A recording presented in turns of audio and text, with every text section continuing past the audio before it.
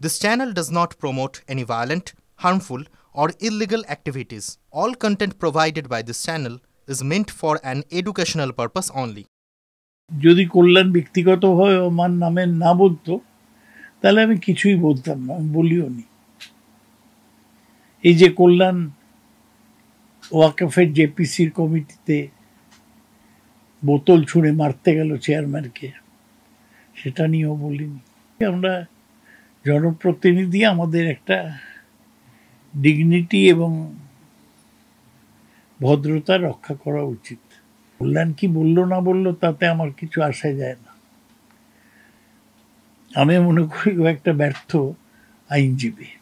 কাকলি ঘোষ দস্তিদার, প্রসূন ব্যানার্জি সবার বিরুদ্ধে সিবিআই নারদার মামলা করেছিল, কিন্তু সেটা অনেক বছর হয়েছে, আজ পর্যন্ত সিবিআই কোনো চার্জশিট দেয়নি। তার ফলে কল্যাণ নারদার চোর বলে শুধু আমাদের আক্রমণ করেনি, পার্টিরও ক্ষতি করেছে এবং নিজের আইনের জ্ঞানের অভাব পরিষ্কার করেছে। দুর্মুখ, অনিয়ন্ত্রিত একজন মানুষ হিসেবে কল্যাণের মধ্যেই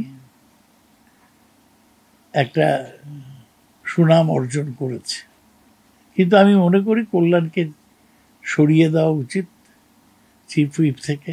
এই কদিন সুদীপ অসুস্থ থাকায় কল্যাণের হাতে ক্ষমতা এসেছিল, ও হাতে মাথা কাটছিল, যাকে ইচ্ছে বলতে দিচ্ছিল, যাকে ইচ্ছে বলতে দিচ্ছিল না, এবং বলতে চাইলে লোককে অপমান করছিল।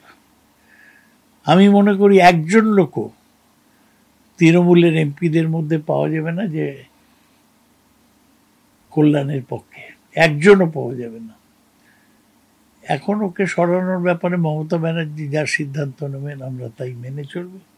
আমি খুব দুঃখিত যে আমরা ভালোভাবে লড়ছিলাম, কিন্তু এই কল্যাণের ইনটেম্পারেট বিহেভিয়ারের জন্য আমাদের দলের সম্মান ক্ষুণ্ণ হলো।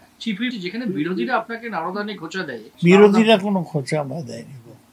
দলের সংসদে এইভাবে এটা দুঃখজনক। উনি হয়তো বিজেপি থেকে পেয়েছেন, কমিশন পেয়েছেন এইসব বলার জন্য।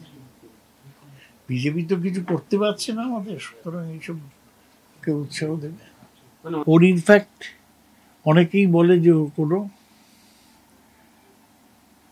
মেন্টাল কমপ্লেক্স আছে, যে জন্য ওই এরকম বিহেভ করে। খুব দুঃখজনক। অভিষেক দলটাকে একটা শেপ দিয়েছিল, কল্যাণ একা সব নষ্ট করে দিল।